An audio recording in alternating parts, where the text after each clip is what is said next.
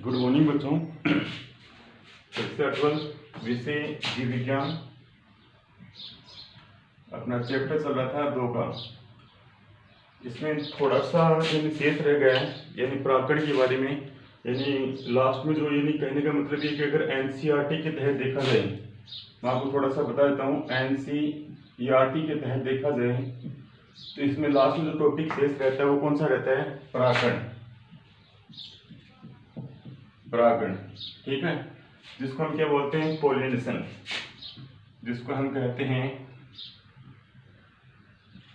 Pollination, ठीक है।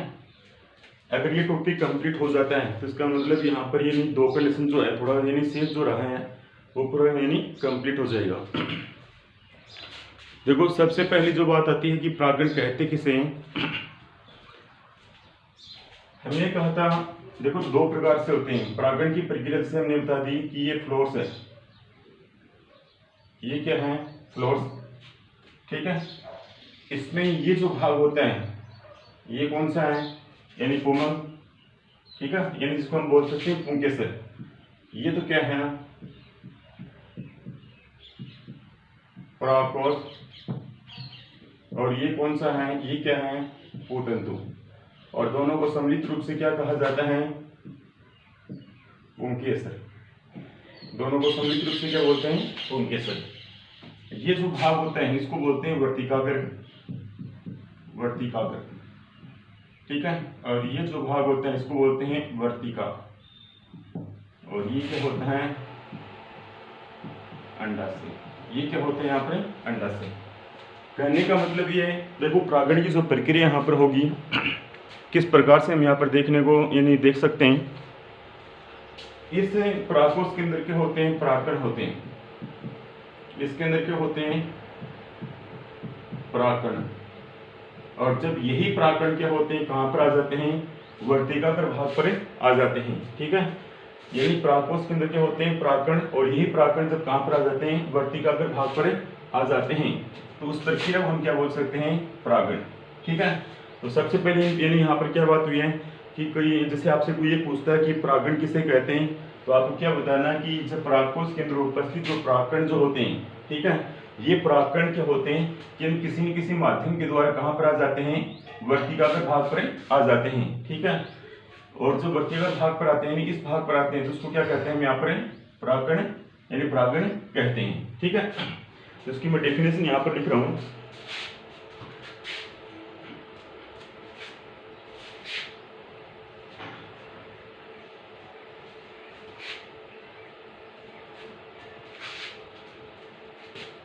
यहाँ पर क्या बता रहा हूँ? परागण,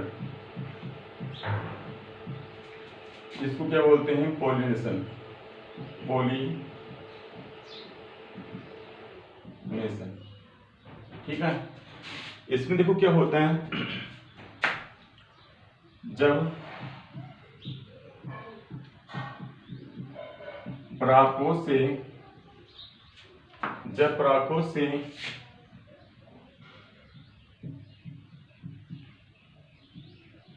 परागकण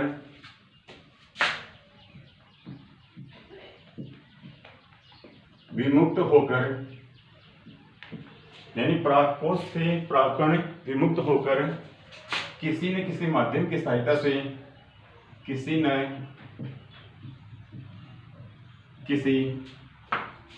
माध्यम की सहायता से,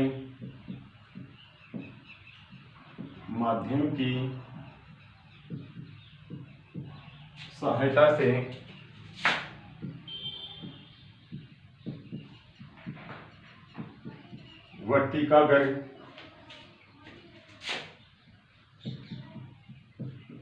भाग पर पहुंच जाते हैं,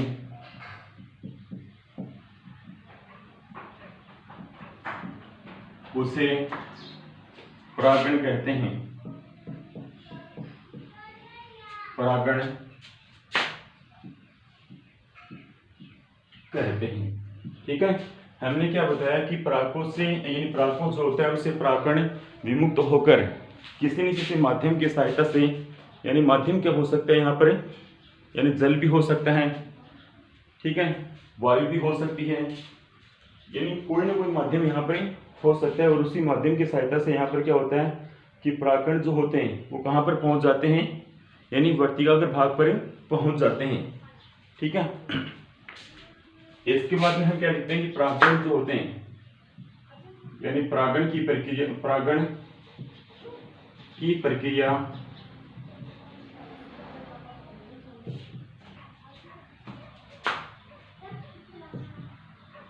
दो प्रकार की होती है। परागण की प्रक्रिया कितने प्रकार की होती है? दो प्रकार की होती है। एक तो बोलते हैं हम यहाँ पर स्वपरागण, ठीक है। एक तो कौन सा होता है यहाँ पर स्वपरागण, दूसरा कौन सा होता है यहाँ पर परपरागण। इसको बोलते हैं सेल्फ पोलिनेशन।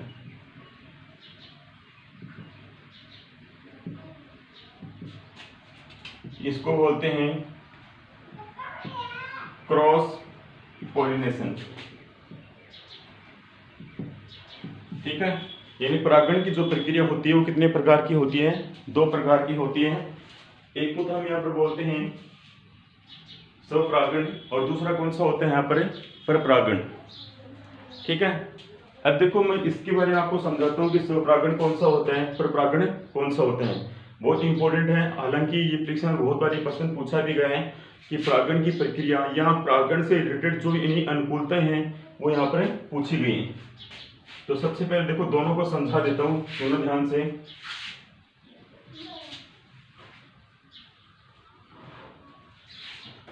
एक साथ देखो, मैंने सबसे पहले क्या लिखा है स्वपरागण, एक हमने क्या लिखा है परपरागण। ठीक है, अब देखो जैसे हमने डायग्राम यहाँ पर बनाया है इस प्रकार से,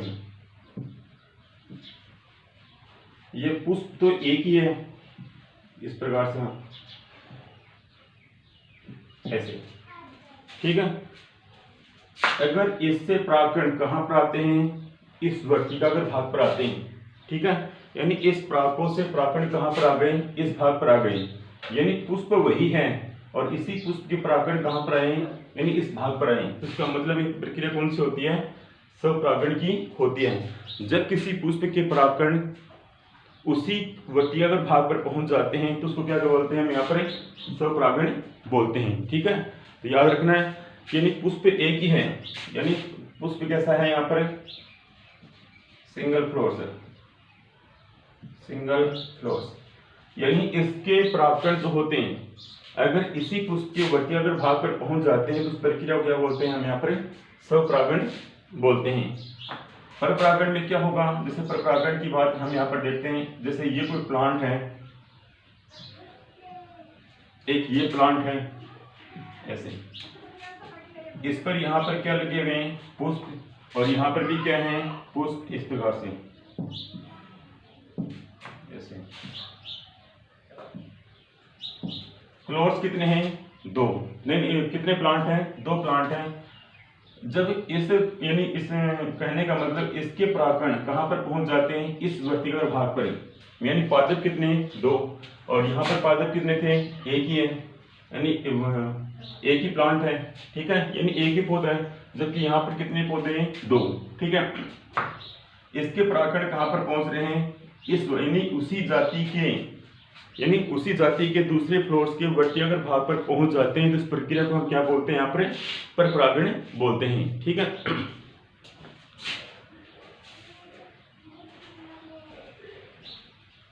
इसके बारे में लिखते हैं। सबसे पहले हम लिखते हैं स्वपरागण के बारे में।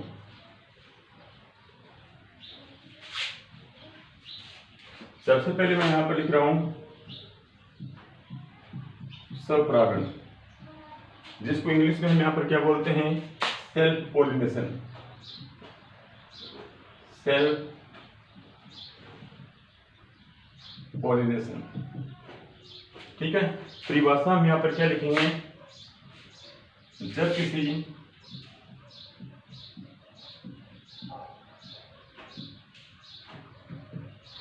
पुष्प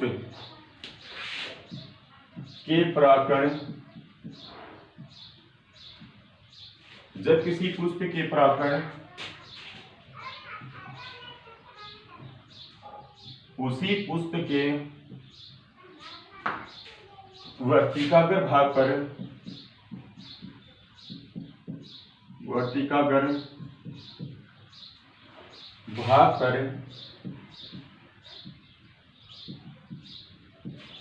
पहुंच जाते हैं,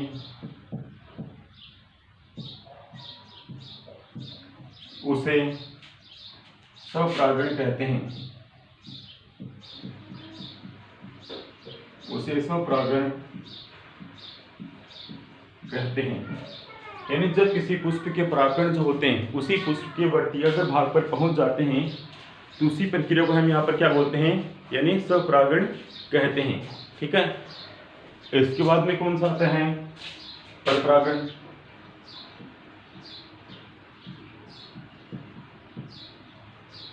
ठीक है, कौन सा आता है, परपरागण आता है। इसको इंग्लिश में क्या बोलते हैं, क्रॉस पोलिनेशन। ठीक है। इसमें देखो क्या होगा, जब किसी पुष्प के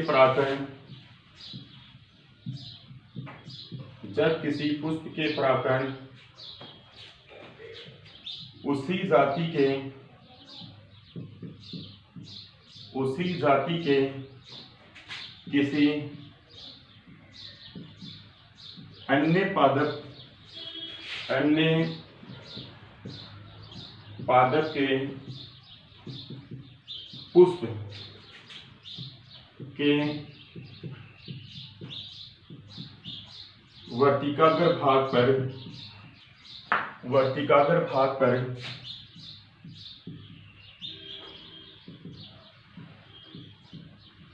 पहुंच जाते हैं, उसे परपरागण कहते हैं। ठीक है। जब किसी पुष्प के परागकण जो होते हैं यानी उसी जाति किसी दूसरे पादप के यानी पुष्प के वर्तिकाग्र भाग पर पहुंच जाते हैं तो उसको क्या कहा जाता है, परपरागण कहा जाता है। ठीक है। तो ये प्रक्रिया एक तो बता दी हमने स्वपरागण की, एक हमने बता दिया परपरागण की। ठीक है। एक तो कौन सा है, सेल्फ पोलिनेशन है, और एक कौन सा यहाँ पर क्रॉस पोलिनेशन है। ठीक है। अब देखो इसके बाद में क्या होता है कि स्वपरागण जो होते हैं इसके कितने प्रकार होते हैं, 2।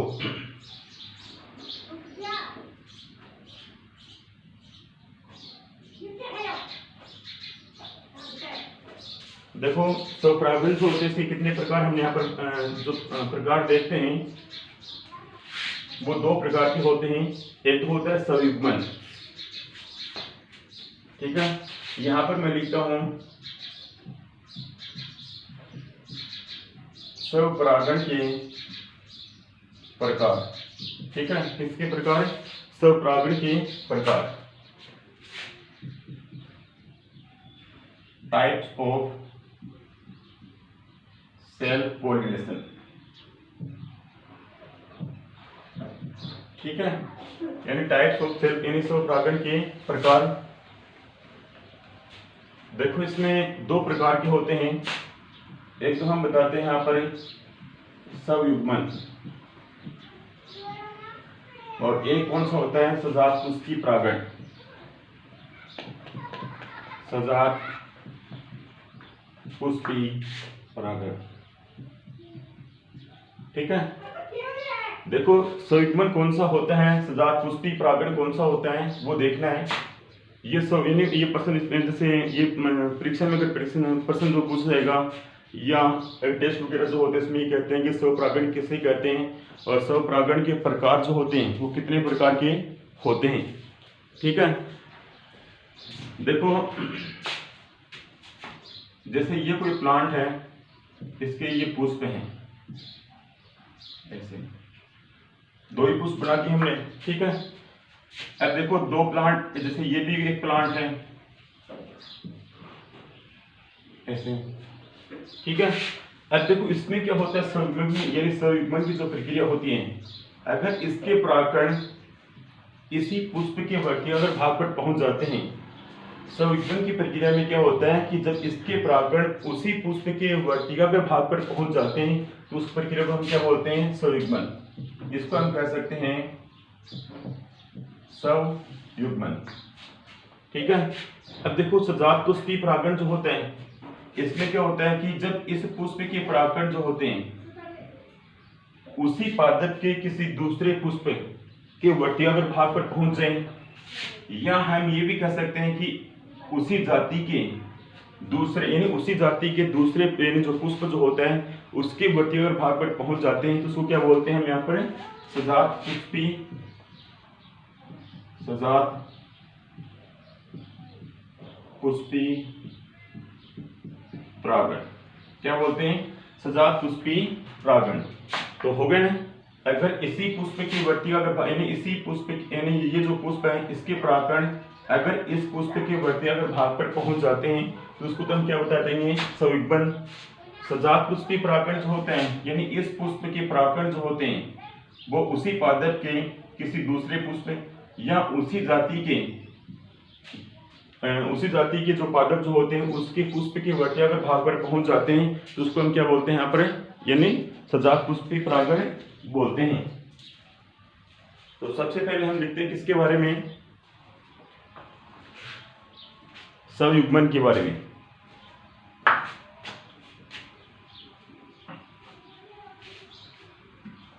स्वयुग्मन इसमें लिख देता हूं, इस प्रकार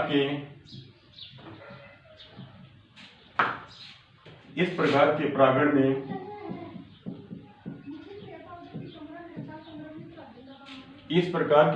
में किसी पुष्प के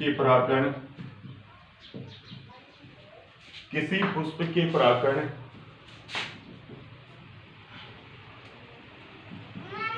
उसी पुष्प के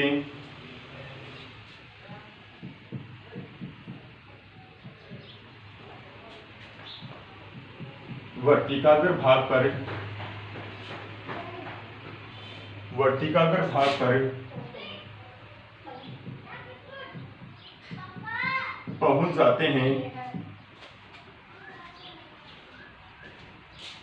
पहुंच जाते हैं, टेस्ट करें वो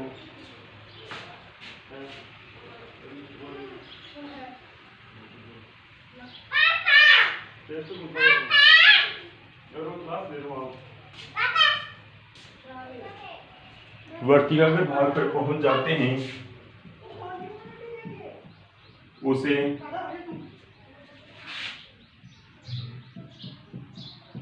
स्वपरागण कहते हैं। क्या बताया हमने कि इस प्रकार के परागण में किसी पुष्प के परागकण जो होते हैं यानी परागकण जो होते हैं जिसको हम बोलते हैं पोलन ग्रेन, उसी पुष्प के वर्तिकाग्र भाग पर पहुंच जाते हैं तो उसको क्या बोलते हैं, स्वपरागण बोलते हैं। ठीक है। इसके एग्जाम्पल अगर हम यहाँ पर देखते हैं, एग्जाम्पल क्या बता दिया हमने यहाँ पर, मटर जिसको कहते हैं पी। ठीक है।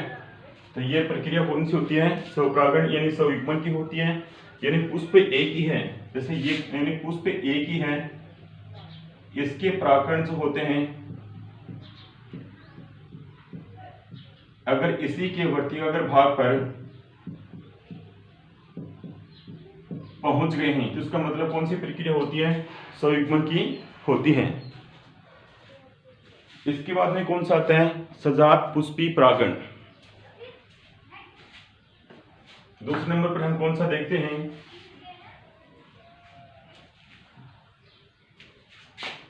सेकंड नंबर पर हम देखते हैं सजात पुष्पी परागण।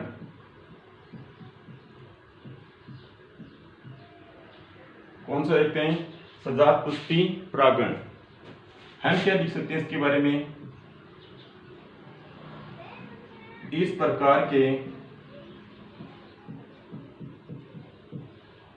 प्रकार के परागण में किसी पुष्प के परागण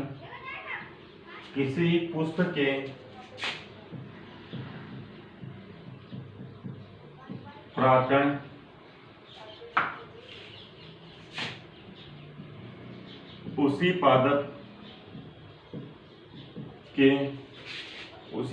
के दूसरे पुष्प, यानी उसी पादप के दूसरे पुष्प या उसी जाति के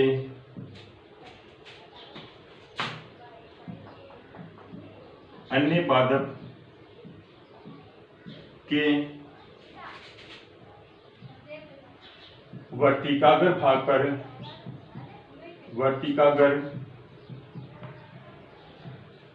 पर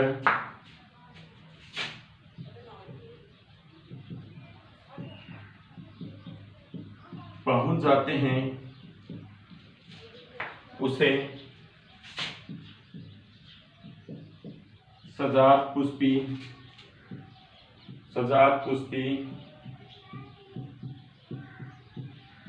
परागण कहते हैं। ठीक है, उसको क्या बोलते हैं? सजात पुष्पी परागण कहते हैं। हालांकि देखो, एक नोट बनाकर एक बात और बताता हूँ, सजात पुष्पी जो परागण जो होता है वह पर परागण की यानी उसमें भी आता है, ये भी याद रखना है। कुछ वैज्ञानिकों ने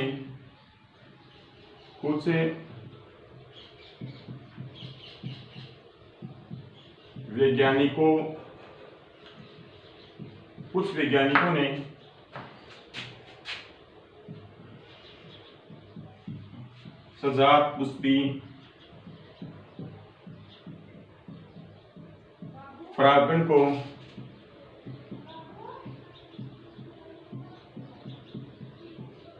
पर परागण भी बताया है। क्या बताया है?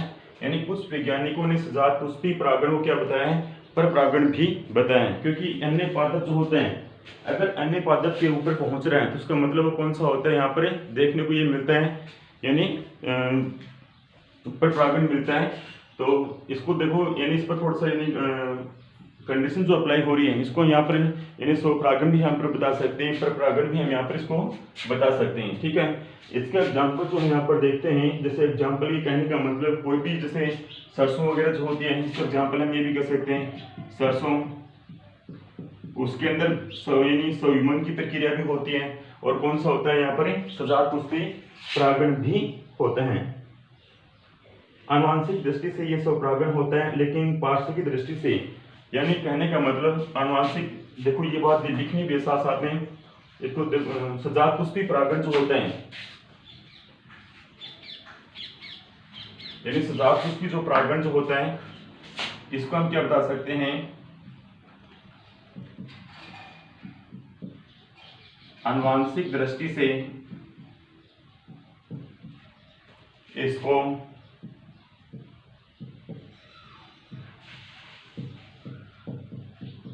स्वपरागण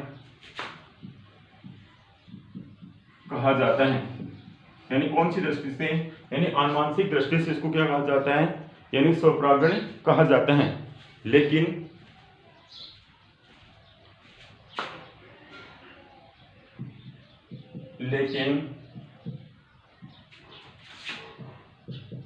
पारिस्थितिकी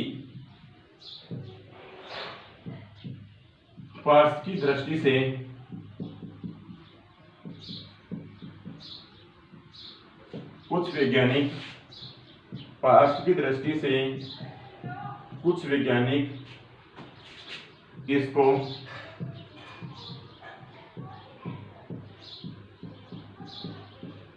पर परागण भी कहते हैं। ठीक है, तो ये दोनों श्रेणी के अंदर आता है। अगर आनुवांशिक दृष्टि से देखा जाए तो ये कौन सी श्रेणी में आता है? यानी स्वपरागण में आता है। और अगर उसमें देखते हैं पार्श्व की दृष्टि से इसको देखा जाता है तो कौन सी श्रेणी के अंदर आता है? ये पर परागण के अंदर आता है। ठीक है, तो इसके बाद में एक छोटी सी बात और करता हूँ। देखो दोनों के अंदर डिफरेंस भी साथ साथ में बताना है। इसकी अनुकूलताएं जो हैं वो हम कल पढ़ेंगे, लेकिन इससे पहले हम देख लेते हैं स्वपरागण और परपरागण के अंदर अंतर। एक साइड में जैसे हम बताते हैं, हमने कह दिया कि स्वपरागण, और एक साइड में हमने क्या बता दिया है, परपरागण। स्वपरागण और परपरागण, ठीक है। इसमें देखो क्या होता है, इसमें हमने क्या बताया है, इसमें किसी पुष्प के परागकण उसी पुष्प के वर्तिकाग्र भाग पर पहुंचते हैं, उसी पुष्प के वर्तिकाग्र भाग पर पहुंचते हैं, ठीक है। ये बात तो किसके अंदर आती है, स्वपरागण में। इसमें क्या लिखोगे, इसके अंदर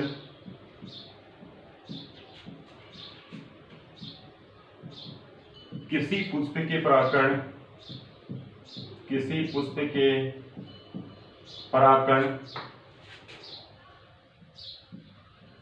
उसी पादप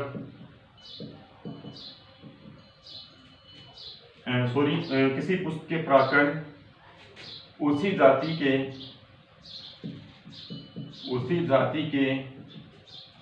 किसी दूसरे पादप के पुष्प के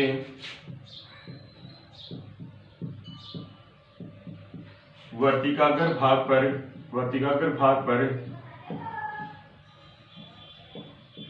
पहुंचते हैं, तो उसे क्या बोलते हैं, तो उसे परपरागण कहते हैं। तो उसको क्या बोलते हैं, परपरागण कहते हैं, ठीक है। अगर उसी पादप के, यानी जैसे कोई पादप है, उसके यानी पुष्प के परागकण जो होते हैं उस वर्तिकाग्र भाग पर पहुंच जाते हैं, तो उसको क्या बताएंगे, स्वपरागण। अगर किसी दूसरे पादप की यहाँ पर सहायता ली जा रही है तो उसको क्या बताएंगे, हम यहाँ पर परपरागण बताएंगे, ठीक है। तो बच्चों आज की क्लास में केवल इतना ही है, बाकी बातें हम कल करते हैं। उसमें हम बताएंगे स्वपरागण की क्या अनुकूलताएं होती हैं, परपरागण की क्या अनुकूलताएं होती हैं, उसके बारे में, ठीक है। तो थैंक यू वेरी मच।